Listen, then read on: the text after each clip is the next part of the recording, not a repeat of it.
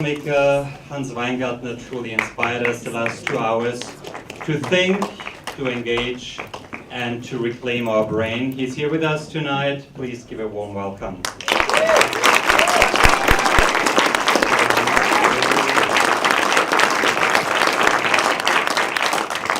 Thank you very much. Welcome to Los Angeles. It's a bit warmer here than in Germany, I suppose, right now. A bit, only a bit, yes. Although it's not our real sunny California weather right now. Hans, what inspired you to work on Reclaim Your Brain? Was it that you watched television or looked at the program and you couldn't take it anymore? How did the idea come about? I don't know. I guess it was an idea I had since many years that just the importance of television is totally underestimated, I think, because people really watch 4 or 5 hours television a day, and so what is this going to do with their brain? You know, what is this going to do with what they think? You know, I mean, television is it has such a big influence, like on our world, and I mean, just think of this example with the Iraq War. You know, it can decide if a country goes on war or not, and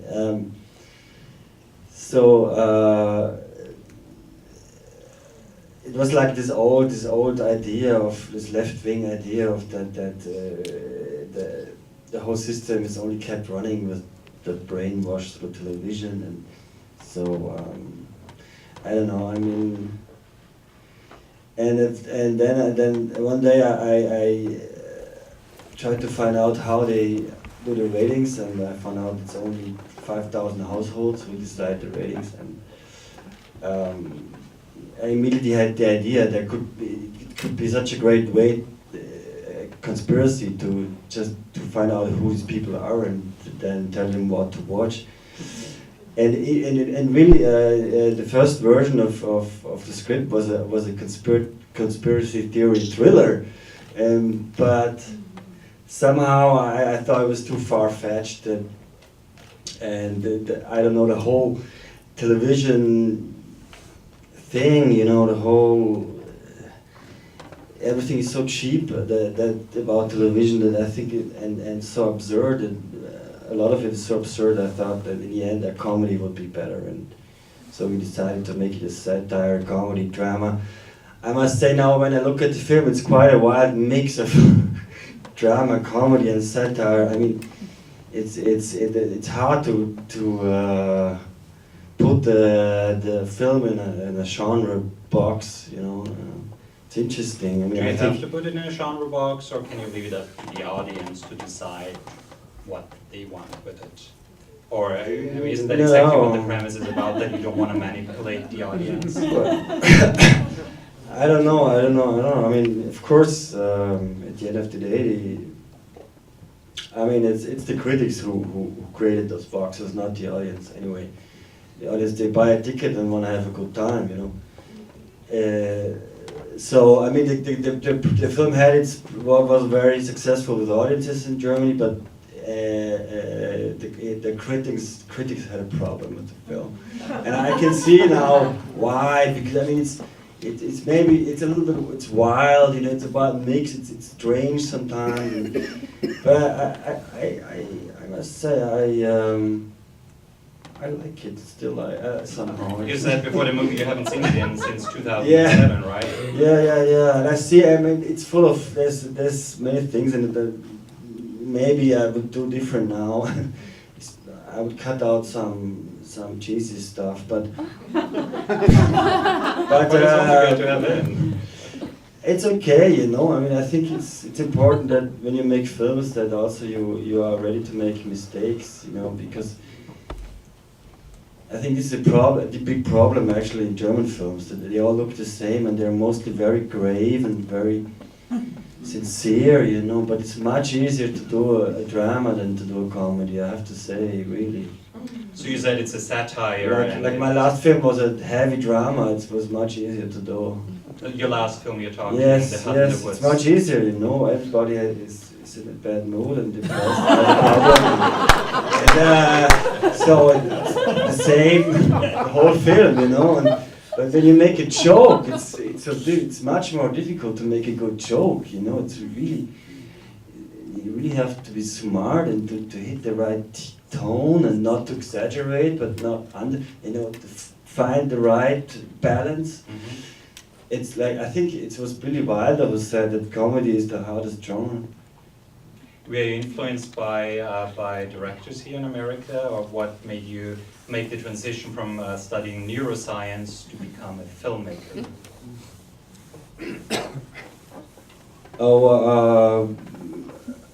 I love both. I still love both, and filmmaking was originally just a hobby for me, and I couldn't. I felt like I'm not ready to just do arts, and I was so interested in how the brain works and in psychology, so I decided to study. I just followed my gut, my feeling, and my instinct, and decided to study cognitive science. But then I did my diploma, and I heard about this film school that takes only 2 years in Cologne, and I actually had a crush on a girl and she was really into film, and I wanted to impress her also a little bit, so so I sent my stuff to this film school, and they only take like 8 people out of 1,000. So I was sure they weren't going to take me, but then they took me, and so I had to go there. And I went to film school, and I have to say it was the best time of my life in this film school. It's so much fun. And for the first time I really was doing film for 24 hours a day, and it was fantastic, it was great. And I was very successful immediately with my first short film, and then with my final film, my diploma film, The White Sound. It's about a schizophrenic young guy, and it won so many prizes that I just had to keep going with making films. And then your second film was The Educators, and then yes. was Reclaim Your Plane. Yes. You co-wrote with Katharina Held, The Educators, yes, but also Reclaim Your Brain. Yes. When you wrote the script, was it all scripted out, or was there room for the actors to actually improvise and bring their ideas also to the characters? It's a mix, you know. I mean, I think most of it was scripted out, but for example, when the long-term unemployed people introduced themselves in the casting of the team, I made up those biographies together with the actors. Mm-hmm. Like for example, the Indian guy, he's basically telling the story of his life. You know, he was a machinist, and he was working for Mercedes-Benz in Stuttgart.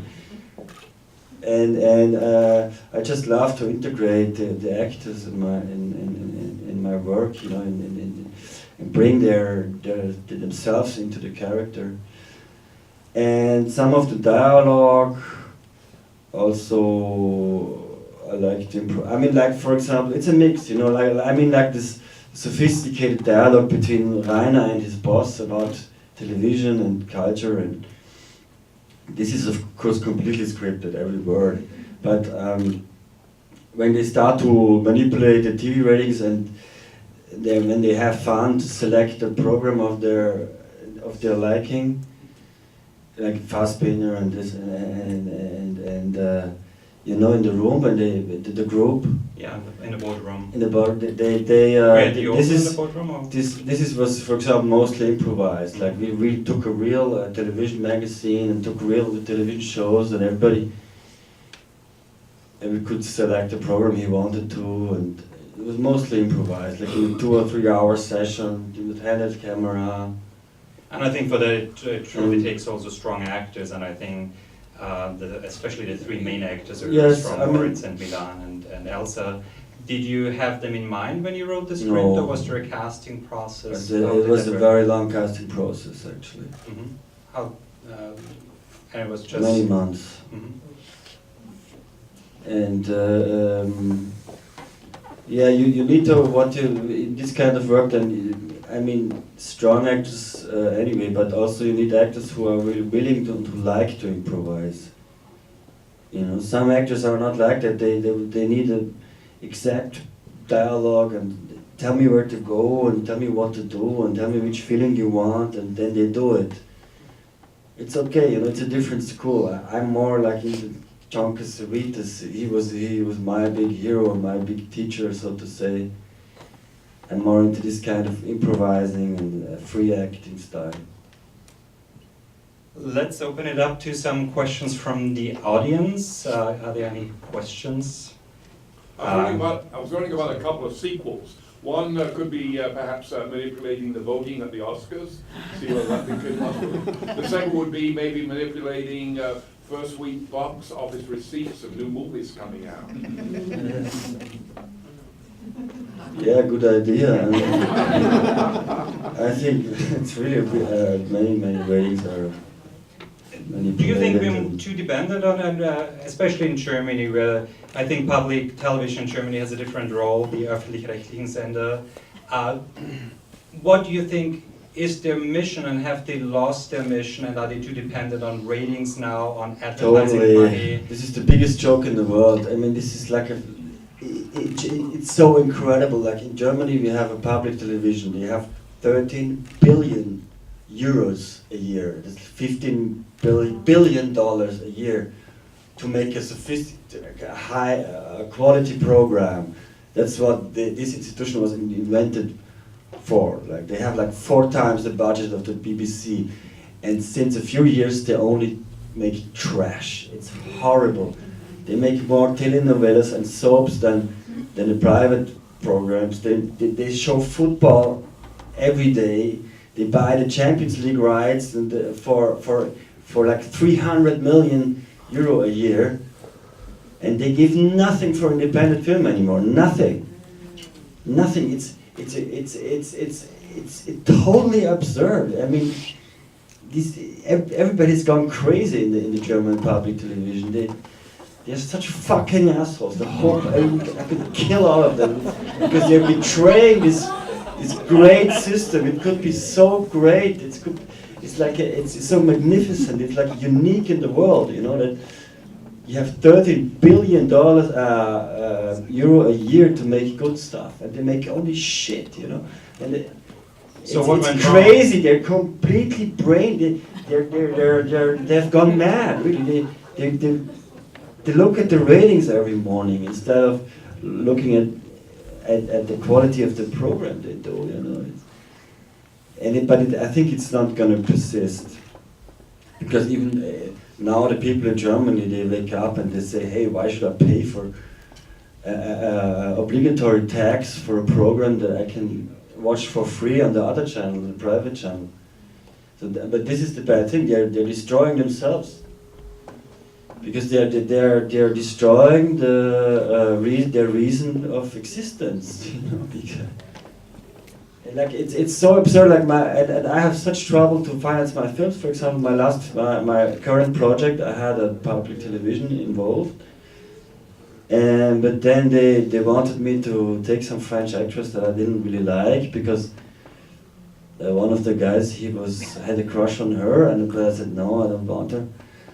So then he dropped out, and now he's producing a show with a blonde silicone woman that her name is Daniela Katzenberger. It's incredible. Like, I mean, Paris Hilton is a Einstein against her.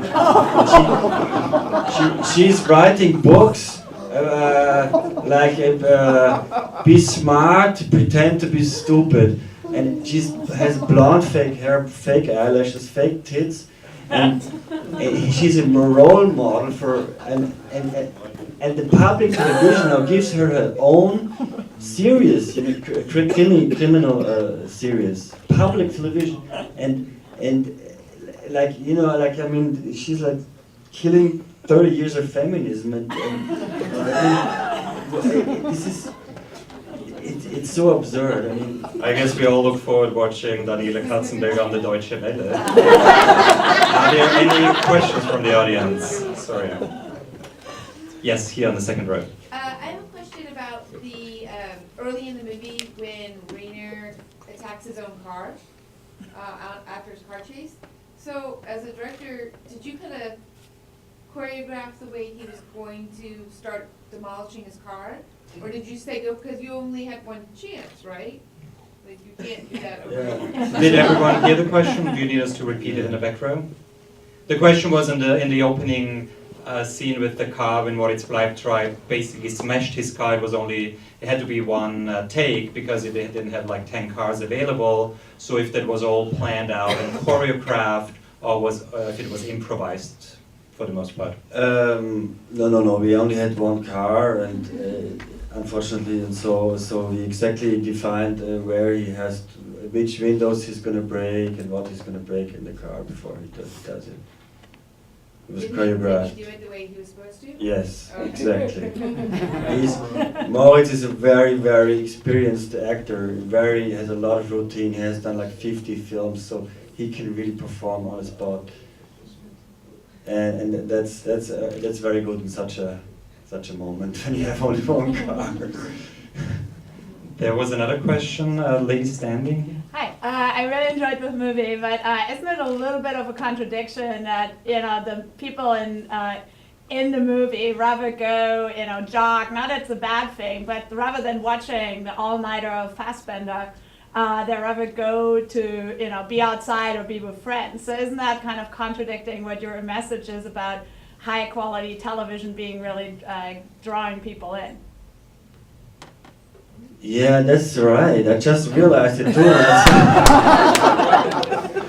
When I sat there, I thought, what? Maybe one moment. It's a contradiction. Yeah, that's true. I don't know why we did that. I would cut it out, maybe. Well, it's on the wrong balance. But I mean, maybe you can say. I think maybe you can say, but it seems to be a contradiction. But maybe you can say that. People should either watch good TV, but they should also really watch less TV. I mean, if you take into account that the Germans watch 4 to 5 hours a day, I mean, how much lifetime have you got? I mean, if you work 8 hours and you take 2 hours to go to work and back, and maybe 2 hours for eat and clean your body, and then 4 hours for television, you have like, I don't know, half an hour to talk to your children. I mean, it's so crazy. So I think, I get your point. I think in this sequence, it seems to be on the wrong place. But generally, I think the message is correct. You should be. I think it's all about balance. You can watch quality television, but still have time for life and to experience what's out there. And isn't that also what the message of the movie is, really? Yes, I think the television is not completely bad. I mean, it's a great medium to inform a lot of people very quickly and to reach a lot of people and to bring across a lot of information in a very condensed way. And I mean, even now, of course, now we have the internet, and I mean, it wasn't so big when I made this film, the internet, but still, I mean, if I watch a good documentary on television for 90 minutes or 2 hours, I have to say it's still, I still feel better informed, or I still take home more than when I'm in the internet for 2 hours in the Facebook or.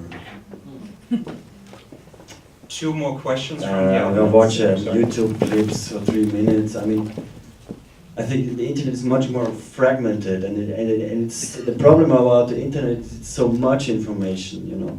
It's too much, and you have nobody to the channels are missing. That the people who condense the information for you, who to make it, so you have to do it yourself.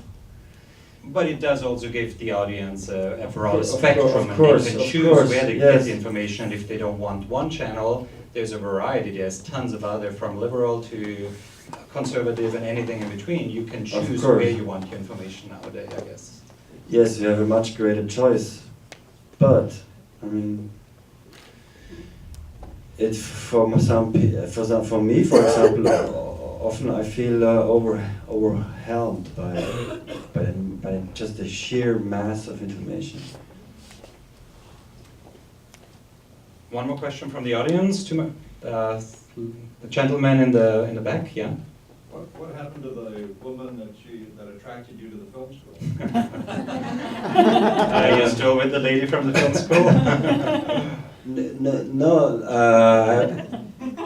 I went to Cologne and she stayed in Berlin. And in film school, I think we worked together another 2 years, and then,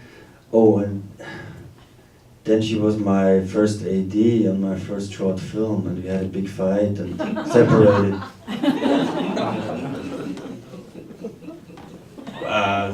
What's coming up next? What are you working on? Are you planning to working in the United States? So it was in the end, it was film that separated us, brought us together and separated us again. You know, I mean, I think directors have like the highest divorce rates of all professions. More than actors?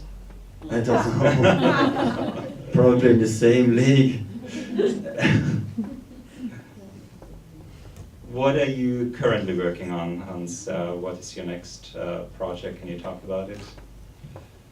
Well, I have 2 projects that I can't talk about.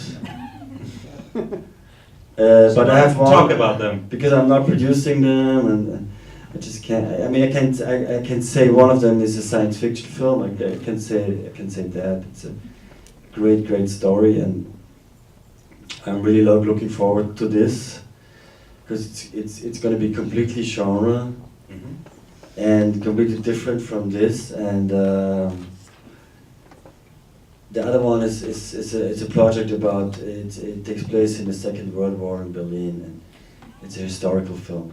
And but what I'm working right now on is a love story. It's my first love story. That's something that you're gonna produce with. That I produce production myself company. also with a low budget, and I will shoot next July. It's a road movie, love story in the style of Before Sunrise, but for adults. It's more like Before Sunset actually than Before Sunrise. So that was not for adults. No, Before Sunrise was more for a younger audience, and Before Sunset was a more mature audience. I love those films. Is Linklater an inspiration for you? Of course, Rick was a big inspiration for me. He was actually the guy who, because I worked on Before Sunrise in Vienna. He was actually the guy who introduced me to Tom Cassavetes. I think he loves to improvise also with his act, and he has a big focus on acting too. And I love his films. I mean, do you know the film Tape with Uma Thurman? And it's one of my favorite films. Yeah, it's fantastic. There is Slacker, you know Slacker, his first film. It's so cool. It's I watched it 8 times, and then I wrote a fax to the production company in Texas of Richard Linklater, and then they hired me for Before Sunrise. Before Sunrise in Vienna.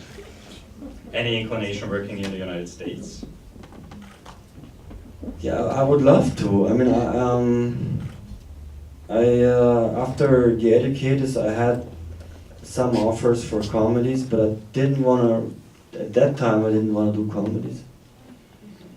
Later, but I didn't feel ready to go to the States, because I thought I was not far enough in my craft, and I didn't want to fuck it up, you know, because I heard you have only one shot. Well, some directors have more shots. And then and I had such good conditions to work in Germany. It was like so easy for me to So the educators definitely helped you. Yes, yes, yes. I financed this film in 2 weeks, you know. Wow. Like I had people coming up to me like, hey, I said, hey, I want to make a film, and they said, okay, how much you need? And I said 1 million, and they just shook my hand, you know. But this is what happens when you have a big success, you know. But the same thing in the other direction happens when you have a big failure. Then people don't even know who you are anymore. So it goes both ways. But well, I had so I didn't really have the feel the urge to go to work abroad. But now I'm really ready for it. Actually, I really would love to.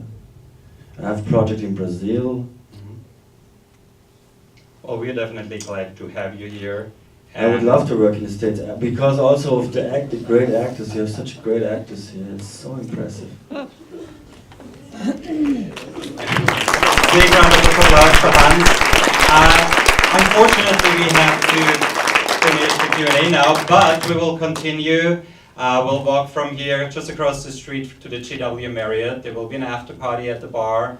Hans will be there, Film Festival Flix will be there. Please come over, hang out with us, ask any questions. I just want to say thank you very much for inviting me to the Film Festival Flix. Benjamin, Obermann and Katie, it is such a great pleasure for me to be here. I was totally excited when I heard that you want to bring out this film. It's a big risk, I guess. And I really hope that the film will find an audience. Big applause, please. Applause, crazy guys. But also to you, the audience. And thank you very much for coming here and watching the film. And I really appreciate that. It was great fun for me to hear you react to the film. It was a big pleasure. Thank you. Yeah, please hang out with us, meet Hans, chat with him, discuss the film, discuss television, the role of television at the GW Marriott. A big round of applause for Hans, but also for Chris and for Chuck, the short film that we saw earlier. And I just want to give a few announcements. Next month we will, you saw the trailer Iris, the Swedish-Finnish movie on January 8 and 9, here and also at the Lamblin North Hollywood. Reclaim Your Brain will be showing tomorrow also at the Lamblin North Hollywood, which is on Lancashire and Magnolia. Please spread the word, tell your friends, invite them, have them come and see the movie tomorrow. Also, if you need some stocking stuffers, go on filmfestivalflix.com, purchase a DVD of Reclaim Your Brain for your friends or any other independent film. And also a big thank you for our supporters and for the producers for tonight, GABA, the German-American Business Association, follow them on Facebook. And also the Goethe Institute, Wolfram and Daniel, thank you so much for all your support. And we'll look forward to seeing you at the GW Marriott.